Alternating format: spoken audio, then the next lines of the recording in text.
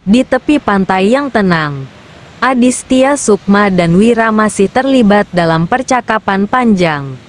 Angin sepoi-sepoi membelai wajah mereka, membawa aroma laut yang khas. Obrolan mereka semakin intens, membahas banyak hal, hingga akhirnya sampai pada topik yang lebih personal, perjodohan. Tuan Wira, apakah Anda sudah memiliki pendamping hidup? Setidaknya, pelabuhan hati, tanya Aditya dengan nada lembut. Wira menghela napas ringan, matanya tetap tertuju pada ombak kecil yang berkejaran di kejauhan. Aku tak pernah berpikir ke arah itu. Biarlah waktu yang akan menentukan. Aditya tersenyum tipis, seakan sudah menebak jawaban itu. Kalau Nona sendiri, Wira akhirnya bertanya, mengalihkan pandangannya ke arah wanita di sampingnya. Setidaknya, pria seperti apa yang mampu mencuri hati Nona? Aditya tak langsung menjawab. Perlahan, ia melangkah lebih dekat ke Wira dan, dengan lembut, menggenggam tangannya yang terasa hangat. Pria yang kudambakan, bisiknya, adalah seseorang yang mampu menjagaku. Seseorang yang menerima aku apa adanya. Seseorang yang akan melindungiku di saat aku dalam bahaya. Wira mendengarkan dengan tenang. Namun, kalimat terakhir Aditya membuatnya sedikit terkejut. Dan sayangnya, seseorang itu telah berhasil mencuri hatiku. Wira mengangkat alis. Matanya menatap Aditya dengan penuh tanda tanya. Sungguh beruntung pria itu. Telah mampu merebut hati seorang wanita seperti Anda. Ucapnya, tetap tenang. Aditya tersenyum tipis. Ya. Begitulah. Dan kemudian, dengan suara yang lebih dalam, ia menambahkan, dan pria itu, kini berada tepat di hadapanku. Wira tercengang. Ia menatap Aditya, dan Aditya menatapnya dengan keberanian yang tak tergoyahkan. Perlahan, jarak di antara mereka semakin dekat, hati mereka berdetak seirama. Christopher, yang melihat adegan itu dari kejauhan, segera berbalik. Ia melangkah pergi, mencari tempat yang lebih jauh. Ia tahu, ada momen-momen yang tak seharusnya diganggu. Hingga akhirnya, Aditya menarik wajahnya perlahan. Bibirnya masih menyisakan kehangatan yang baru saja mereka bagi. Wira, apakah kau tidak lelah berdiri di sini terus? Tanyanya. Suaranya lebih lembut dari sebelumnya. Wira masih terdiam. Tatapannya tetap tertuju pada wajah Aditya yang mulai memerah. Apa yang baru saja terjadi terasa begitu alami. Mengalir seperti air yang tak bisa dihentikan. Aditya tersenyum kecil. Lalu meraih tangannya, membawanya ke mobil. Ayo, masuk. Wira mengikuti tanpa banyak kata. Saat ia duduk di dalam mobil, aroma lembut memenuhi ruang kabin. Bau wangi yang begitu elegan, kontras dengan kehidupannya yang penuh petualangan. Namun, ketika Aditya mulai menginjak pedal gas, tiba-tiba, duar, duar, suara tembakan menggema di udara. Aditya terkejut. Seketika, ia mencium bau mesiu yang menusuk hidungnya. Dari kejauhan, sebutir peluru meluncur cepat ke arah Wira. Namun, sebelum peluru itu mencapai sasarannya, sebuah tembakan lain melesat dengan akurat, menabraknya di udara. Duar, kedua peluru bertabrakan, menciptakan percikan kecil di langit malam. Christopher berhasil melindungi kita, gumam Wira. Aditya segera meraih ponselnya, hendak menghubungi seseorang. Namun, Wira menghentikannya dengan satu gerakan tangan. Tidak usah, Aditya. Aku masih mampu mengatasi ini. Dan sebelum Adistia sempat membalas, Wira sudah melesat ke udara. Bagai kilat, ia menembus kegelapan malam, mengejar arah datangnya tembakan. Adistia hanya bisa menatap kepergiannya. Pria yang baru saja ia kagumi, kini tengah terbang menuju bahaya. Sementara itu, Christopher menatap tajam ke arah bayangan yang bersembunyi di kejauhan. Saat ia melihat dengan lebih jelas, wajahnya berubah serius. Itu tidak mungkin. Tangan Christopher mengepal. Ia mengenali sosok di balik tembakan tadi. Itu adalah kakaknya sendiri. Christopher, si Street Hawk, elang jalanan. Mata Christopher menyala dengan perasaan yang sulit dijelaskan. Ia tahu betapa berbahayanya kakaknya. Namun, lebih dari itu, ia tahu siapa yang baru saja dikejarnya. Semoga kakak sadar. Dan semoga Tuan Wira mengampuninya. Langit malam terasa semakin gelap, menyelimuti rahasia yang sebentar lagi akan terbongkar. Di bawah bayang-bayang senja, suasana di tepi pantai itu berubah drastis. Angin yang tadinya bertiup lembut kini terasa membawa ketegangan. Dentuman tembakan masih terngiang di udara, meski pertempuran sudah usai. Wira berdiri tegak. Tatapannya tajam menelusuri tubuh Christopher yang kini tak berdaya di atas tanah. Darah mengalir dari luka di bahunya, membasahi pasir putih yang mulai kehilangan pesonanya di bawah remang cahaya bulan. Christopher menatap kakaknya dengan perasaan yang berkecamuk. Ia ingin menolong, namun tahu bahwa kini Christopher berada di tangan keluarga Sukma. Keluarga yang memiliki pengaruh besar dan tak akan segan menghukum siapapun yang mencoba mencelakai anggota mereka. Pemimpin pasukan keluarga Sukma, seorang pria bertubuh kekar dengan bekas luka panjang di pelipisnya, mendekati Wira. Tatapannya penuh hormat, namun juga menyimpan kewaspadaan. Anda luar biasa, Tuan Wira. Tidak banyak orang yang mampu mengalahkan Street Hawk tanpa kehilangan nyawa. Wira hanya mengangguk kecil. Baginya, pertempuran tadi bukanlah sesuatu yang luar biasa. Ia telah menghadapi banyak hal yang jauh lebih mematikan. Namun, satu hal yang membuatnya tetap berpikir adalah, siapa yang telah mengutus Christopher untuk menghabisinya? Aku tidak ingin membunuhnya, ucap Wira datar.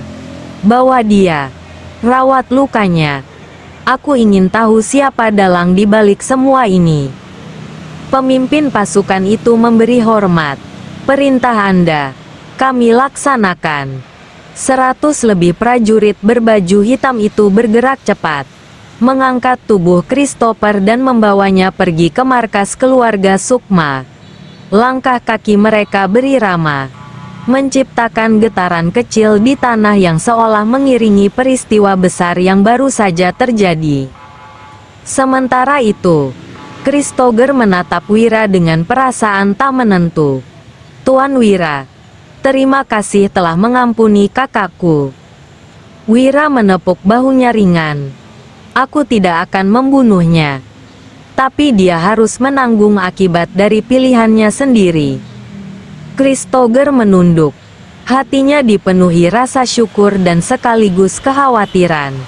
Di dalam mobil Adistia menunggu dengan gelisah di dalam mobil. Tangannya menggenggam erat setir. Jantungnya masih berdetak cepat setelah semua yang terjadi. Saat pintu mobil terbuka dan Wira masuk, ia segera menoleh, matanya penuh kecemasan. Kau tidak apa-apa, Wira? Tanyanya dengan suara pelan. Namun nadanya mengandung kepanikan yang tak bisa disembunyikan.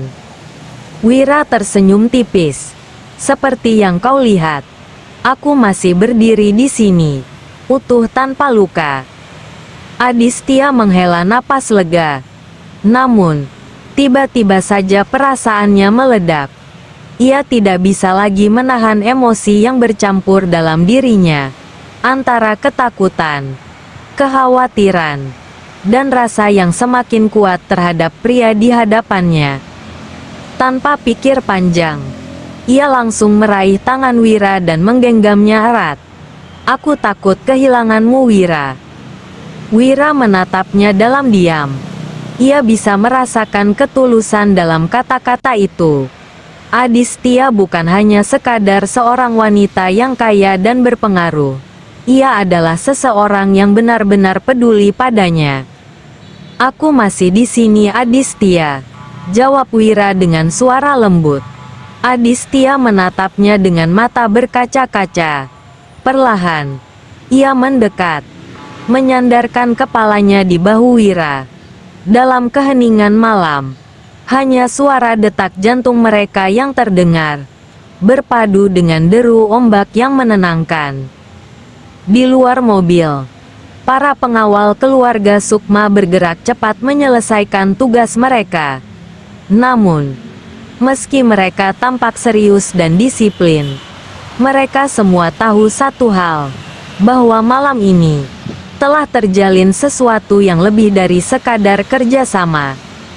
Wira kini bukan hanya sekadar pria yang mereka hormati. Ia adalah seseorang yang kini berada dalam perlindungan keluarga Sukma.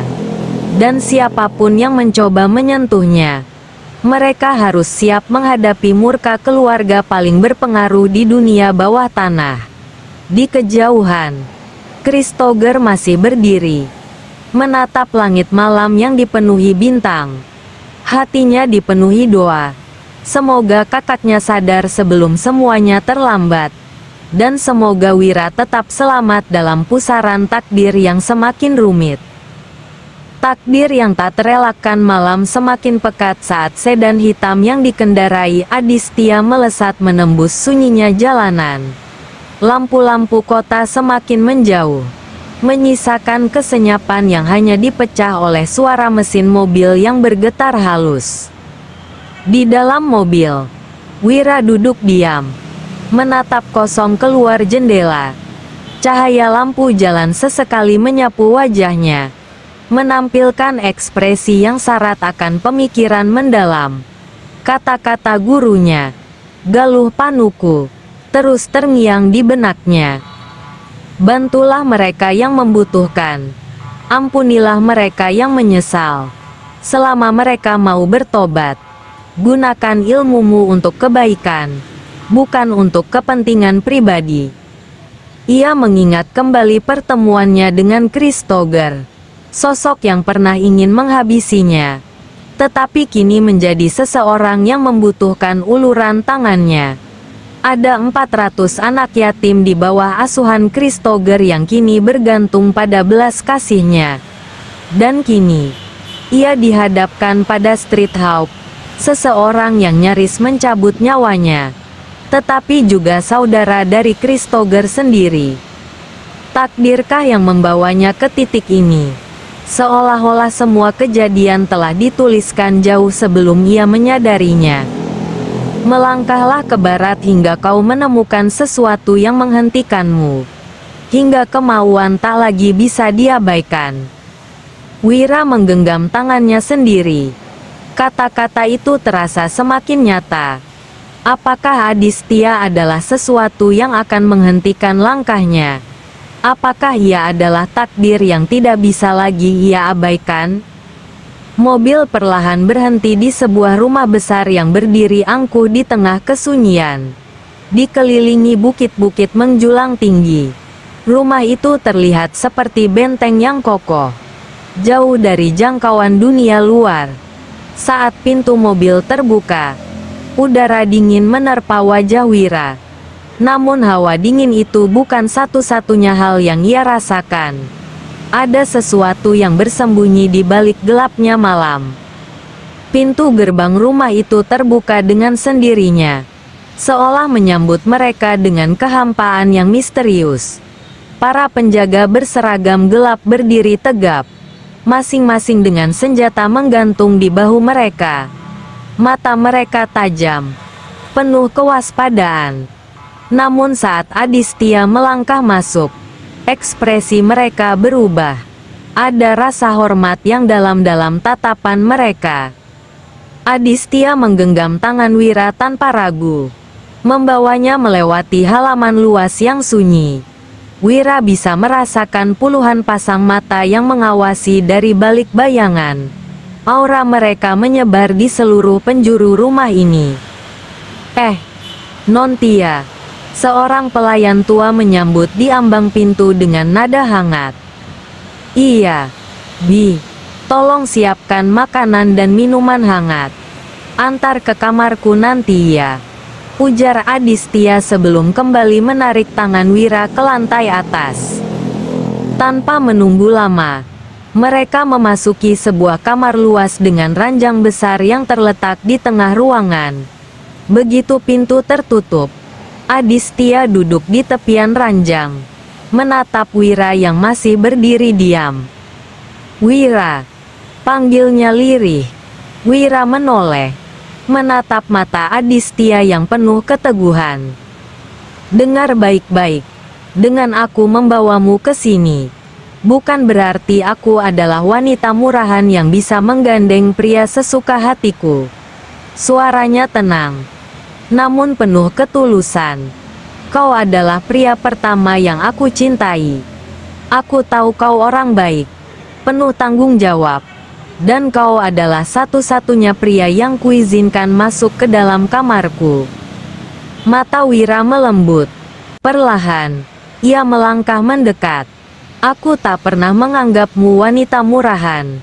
Adistia, aku tahu siapa dirimu. Ucapnya dengan suara pelan namun mantap. Adistia tersenyum samar, lalu berdiri. Jarak di antara mereka semakin dekat, hingga Wira bisa merasakan hembusan napasnya. Waktu seakan melambat. Dalam keheningan malam itu, tanpa perlu kata-kata, keduanya memahami perasaan masing-masing. Dan malam itu menjadi saksi dari tragedi yang tak akan terlupakan. Saksi dari perasaan yang telah lama terpendam, namun akhirnya menemukan jalannya sendiri. Fajar perlahan menyingsing, menyapu kegelapan dengan sinarnya yang keemasan. Di dalam kamar, Wira masih terlelap, nafasnya teratur dan tenang. Namun Adistia belum tidur sedetik pun. Ia duduk di sisi ranjang, menatap wajah Wira yang damai dalam tidurnya. Matanya berkabut, air mata perlahan mengalir di pipinya. Aku telah menyerahkan seluruh diriku kepadamu, Wira. Bukan karena rasa bersalah, bukan karena rasa takut, tapi karena aku mencintaimu. Aku ingin kau tahu bahwa mulai detik ini, hidupku adalah milikmu. Wira menggerakkan kelopak matanya, lalu perlahan membuka mata. Ia terkejut saat melihat wajah Adistia yang basah oleh air mata. Kenapa kau menangis? Tanyanya serak. Adistia menggeleng. Aku tidak menangis karena penyesalan, Wira. Suaranya bergetar. Aku hanya merasa bangga bisa berada di sisimu. Aku ingin selalu bersamamu. Wira menatapnya dalam. Lalu tanpa berkata apa-apa, ia merengkuh Adistia ke dalam pelukannya. Tak ada lagi kata-kata. Di luar, matahari telah naik. Tetapi di dalam kamar itu, waktu seakan berhenti. Mereka telah membuat keputusan. Sebuah keputusan yang akan membawa mereka ke jalan yang tidak akan pernah bisa mereka lalui kembali dengan cara yang sama. Takdir telah menuntun mereka ke titik ini. Dan kini, takdir juga yang akan menentukan kemana langkah mereka selanjutnya.